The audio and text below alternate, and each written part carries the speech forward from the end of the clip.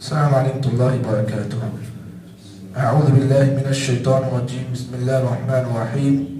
وَدَّتْ طَائِفَةٌ مِّنْ أَهْلِ الْكِتَابِ لَوْ يُضِلُّونَكُمْ وَمَا يُضِلُّونَ إِلَّا أَنفُسَهُمْ وَمَا يَشْعُرُونَ. سورہ آل عمران کی آیت نمبر 69 آپ کے سامنے پیش کیا گیا ہے. اللہ رب العالمین نے اس آیت مبارکہ کے اندر ارشاد فرمایا وَدَّتْ طَائِفَةٌ مِّنْ أَهْلِ الْكِتَابِ، اہل کتاب میں سے بعض لوگوں کی یہ دلی خواہش ہے، دلی تمنا ہے، لَوْ يُضِلُّونَكُمْ، یہ کہ وہ تمہیں تمہارے دین سے گمراہ کر دیں. جبکہ اللہ فرماتے ہیں وَمَا يُضِلُّونَ إِلَّا أَنفُسَهُمْ، جبکہ وہ لوگ اپنے آپ کو گمراہ کر رہے ہیں. وَمَا يَشْعُرُونَ، اور انہیں اس کا علم بھی نہیں ہے. یہ قرآن مجید کی اس آیت کا سلیس ترجمہ آپ کے سامنے پیش کیا گیا ہے. اللہ رب العالمین نے اس آیت مبارکہ کے اندر یہ بات بیان کی کہ اہل کتاب کے لوگ مسلمانوں سے، مومنوں سے حسد کیا کرتے ہیں. اب سوال یہ پیدا ہوا اہل کتاب سے مراد کون؟ یہودی اور عیسائی، یہ اہل کتاب ہیں. ان دونوں قوموں پر انبیاء آئے تھے، حضرت عیسیٰ علیہ السلام، حضرت موسیٰ علیہ السلام. یہ دونوں نبی بھی بڑے جلیل القدر انبیاء میں سے ہیں، اور اس قوم پر اللہ کی جانب سے آسمانی کتابیں نازل کی گئی، تورات اور انجیل. جبکہ آپ اس بات کو جان لیں، اللہ نے اس حقیقت کو بیان کیا کہ یہودی جو ہیں یہ خصوصاً مومنوں کے، مسلمانوں کے بہت دشمن ہیں. دشمنوں کی دو قسمیں ہوتی ہیں، ایک آستین کا سانپ ہوتا ہے اور ایک ظاہری دشمن ہوتا ہے. آپ اس بات کو بتا دوں، آپ کے سامنے یہ بات میں حقیقت کے ساتھ بتا دوں کہ ظاہری دشمن، اس سے خطرہ اتنا زیادہ نہیں ہوتا ہے جتنا آستین کے سانپ کے دشمن سے آپ کو خطرہ زیادہ ہوتا ہے. اسی لیے اللہ نے کہا یہ یہودی جو ہیں یہ تمہارے آستین کے سانپ ہیں، ان سے ہمیشہ تم خبردار رہنا. اللہ نے کہا وَدَّتْ طَائِفَةٌ مِّنْ أَهْلِ الْكِتَابِ، اہل کتاب میں سے بعض لوگ یعنی یہودی بعض ایسے ہیں لَوْ يُضِلُّونَكُمْ، ان کی ہمیشہ یہ دلی خواہش ہے، ان کی دلی تمنا یہ ہے کہ یہ تم کو تمہارے دین سے گمراہ کر دیں، تمہارے دین سے بھٹکا دیں. جبکہ اللہ نے کہا وَمَا يُضِلُّونَ أَنفُسَهُمْ، ارے یہ تو بیوقوف ہیں، یہ سمجھتے ہیں کہ تمہیں تمہارے دین سے گمراہ کر دے، لیکن یہ لوگ خود اپنے اس کرتوت کی وجہ سے اپنے آپ کو یہ لوگ گمراہ کر رہے ہیں. جبکہ انہیں اس کا علم بھی نہیں ہے کہ کیسے یہ لوگ اپنے دین سے یہ لوگ گمراہ ہو رہے ہیں. اس آیت کا اگر گہرائی معلوم کرنا چاہتے ہیں تو ایک واقعہ ہے جو بڑا دلچسپ ہے، میں آگے آپ کو بتاؤں گا. اس سے پہلے ایک اور آیت مبارکہ سورہ بقرہ کی آپ کے سامنے پیش کر دوں جس میں اللہ رب العالمین نے کہا اچھا سوال یہ پیدا ہوا کہ اہل کتاب یہ یہودی لوگ، ان کی دلی تمنا ہے کہ یہ مسلمانوں کو دین سے گمراہ کر دیں. کس بنیاد پر؟ حسد کی بنیاد پر. اللہ نے کہا وَدَّ كَثِيرٌ مِّنْ أَهْلِ الْكِتَابِ لَا يَرُدُّونَكُمْ مِّن بَعْدِ إِيمَانِكُمْ كُفَّارًا حَسَدًا مِّن بَعْدِ أَنفُسِهِمْ مِّن بَعْدِ مَا تَبَيَّنَ لَهُمُ الْحَقُّ. اللہ فرماتے ہیں اہل کتاب میں سے بعض لوگوں کی خواہش یہ ہے کہ تمہیں تمہارے دین سے گمراہ کر دے. وجہ کیا ہے؟ حَسَدًا مِّن أَنفُسِهِمْ، اس لیے کہ یہ لوگ تم سے حسد کرتے ہیں.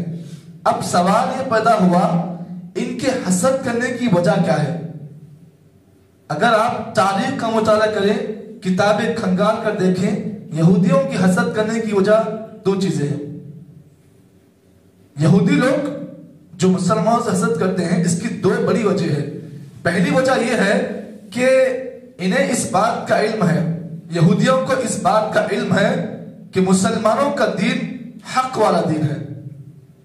مجھ سے اور آپ سے زیادہ یہ لوگ سمجھتے ہیں، یہ لوگ جانتے ہیں کہ جو مسلمان جو جس دین دین پر قائم ہے، اسلام پر، ان کا دین حق والا دین ہے، یہ دین جھوٹا نہیں ہے۔ ہمارا دین جھوٹا ہو سکتا ہے، ہم نے اپنے دین کے اندر تحریف کی، انہوں نے کیا کیا؟ اپنی کتابوں میں ہیر پھیر کیا، لیکن مسلمانوں کے بارے میں ان کا یہ اعتقاد ہے کہ ان کا دین برحق ہے، اور جہاں پر ان کا دین برحق ہے وہیں پر ان کا نبی بھی برحق ہے، یعنی کون؟ محمد صلی اللہ علیہ وسلم۔ ان کا ایک دوسرا حسد، دوسری وجہ حسد کرنے کی یہ ہے کہ ان کی یہ تمنا تھی کہ محمد عربی صلی اللہ علیہ وسلم ان کے نبی بن کر آئے، یعنی ان کے قوم کے، جبکہ اللہ نے کیا کیا؟ اللہ کے نبی کو یہودیوں میں بھیجنے کے بجائے اللہ نے کہاں بھیجا؟ امت محمدیہ صلی اللہ علیہ وسلم نے۔ اسی لیے کہ ہم اللہ کے نبی کے امتی ہیں، ہمارا نام امت محمدیہ ہے، اور وہ لوگ اہل کتاب ہیں، وہ لوگ یہودی ہیں، وہ لوگ اس لیے کہ ان کے پاس نبی دوسرے آئے، کون؟ حضرت موسیٰ علیہ السلام۔ تو یہ ان کا بڑا حسد ہے کہ ہو سکتا تھا ان کی یہ خواہش تھی کہ کاش یہ محمد ہمارے پاس نبی بن کر آتے، لیکن اللہ نے کیا کیا؟ اللہ تعالیٰ نے محمد عربی صلی اللہ علیہ وسلم کو اللہ نے ہماری طرف نبی بنا کر بھیجا۔ یہ اس امت کا خاص شرف ہے، ہم اللہ کا اس کے اوپر ہم اللہ کا جتنا شکر ادا کریں بہت کم ہے کہ اللہ تعالیٰ نے ہمیں اور آپ کو ایک ایسا نبی دیا جو امام الانبیاء ہے، اور ایسا نبی جو انبیاء کا امام ہے، ایک ایسا نبی جس کی ہر بات حق ہے۔ اور اب یہاں پر آپ اس بات کو جاننے چاہیے، اس واقعے کی طرف ہم جاتے ہیں جس واقعے میں اللہ تعالیٰ نے اس آیت کے نچوڑ کو بیان کیا۔ نچوڑ، پورا نچوڑ اگر آپ جاننا چاہتے ہو ایک واقعہ بتا دوں جسے امام بغوی نے اپنی کتاب تفسیر بغوی میں نقل کیا ہے۔ واقعہ یہ ہے کہ جب اللہ کے نبی محمد عربی صلی اللہ علیہ وسلم کی موجودگی میں ایک جنگ ہوئی جس کا نام جنگ احد، غزوہ احد تھا۔ آپ جانتے ہیں سن 3 ہجری میں یہ جنگ لڑی گئی، اس سے مسلمان شکست ہوئے، غلطیوں کی بنا پر، بعض غلطیاں صحابہ سے ہوئی جس بنا پر جیتی ہوئی جنگ ہار میں تبدیل ہوئی۔ جب مسلمان یہ جنگ ہار گئے تو یہودیوں کے بعض لوگ صحابہ کے پاس آئے، اور صحابہ کون؟ 2 صحابہ بڑے مشہور صحابہ، ایک حضرت حذیفہ بن یمان، یہ جانتے ہیں حذیفہ بن یمان یہ وہ صحابی ہیں جو رازدار رسول صلی اللہ علیہ وسلم، اللہ کے نبی کے راز کی باتیں جانتے تھے۔ حضرت حذیفہ بن یمان اور حضرت عمار بن یاسر رضی اللہ تعالیٰ دونوں کے پاس یہودیوں کے کچھ لوگ آئے، کہا کہ تم لوگ جنگ ہار گئے، ہمیں اس کا غم ہے، افسوس ہے، اور کہا کہ اپنی چپڑی چپڑی باتیں بیان کی، اگر تم لوگ ہمارے پاس آتے نا تو آج ہی تم جنگ جیت جاتے۔ اس سے یہ معلوم ہوا کہ تمہارا دین برحق نہیں ہے، تمہارا دین جو ہے غلط دین ہے، اس لیے تمہارا جنگ ہار گئے۔ دیکھیے کیسی باتیں کر رہے، دیکھیے اتنی رذیل قوم، اتنی خبیث قوم، اپنی باتوں کے ذریعے سے لوگ دین سے لوگوں کو گمراہ کرتے۔ تو کیا ہوا؟ یہ 2 صحابہ کے پاس آئے، کہا کہ کاش اچھا ہوتا اگر تم لوگ ہمارے پاس مل جاتے نا تو آج تم بھی جیت جاتے، جشن مناتے، آج تم لوگ جنگ ہار گئے۔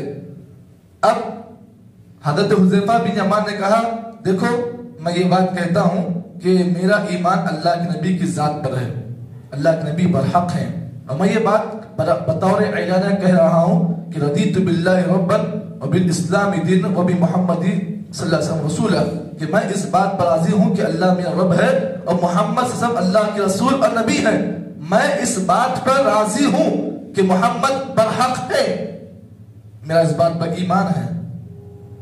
اب کہا کہ ارے اے حذیفہ تم جس نبی کی بات کر رہے ہو نا فقط سبع، وہ بے دین ہو گیا، وہ بے دین ہو گیا۔ اب انہوں بولے کیسا بے دین ہو گیا؟ نبی کیسے بے دین ہو سکتے ہیں؟ ارے میرا نبی پر پورا یقین ہے، پورا اعتماد ہے کہ نبی پر حق ہے، اور تم کہہ رہے ہو کہ نبی بے دین ہو چکا ہے۔ اس کے بعد اب یہ لوگ سمجھے کہ ان سے کام نہیں چلنے والا ہے، فوری گئے حضرت عمار بن یاسر کے پاس، ان کو بھٹکانے کی کوشش کی لیکن نہیں بھٹک سکے۔ اب کہاں گئے؟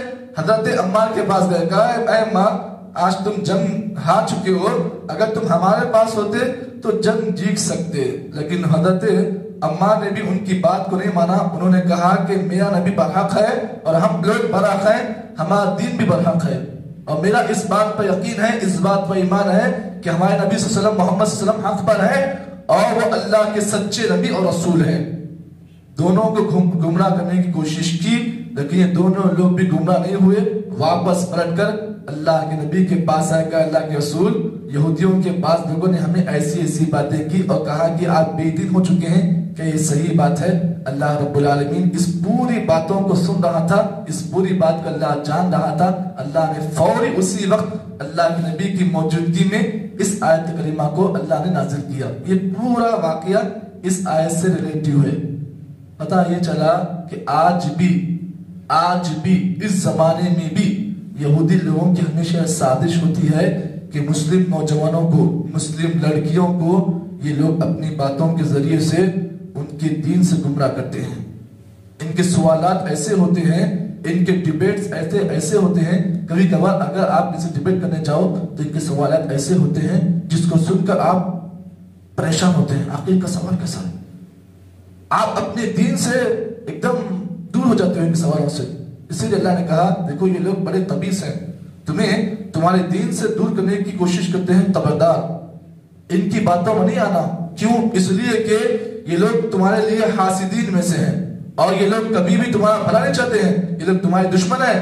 یاد رکھو ان کے اس حسد کی وجہ سے یہ لوگ خود اپنے آپ کا دھوکہ کر رہے ہیں، حالانکہ انہیں اس کا علم بھی نہیں ہے۔ یہ تھی پوری آیت مبارکہ کی تفسیر جو آپ کے سامنے پیش کی گئی۔ آگے اللہ تعالیٰ نے آگے کی آیتوں میں اللہ تعالیٰ نے ان کے اور بھی کارناموں کو اللہ نے بیان کیا ہے۔ اللہ تعالیٰ سے دعا کرتے ہیں کہ اللہ تعالیٰ ہم کو اور آپ کو صحیح دین کے مطابق عمل کرنے کی توفیق عطا فرمائے۔ سبحان اللہ وبحمدہ، سبحانک اللہم وبحمدک، نشہد ان لا الہ الا انت، نستغفرک ونتوب الیک۔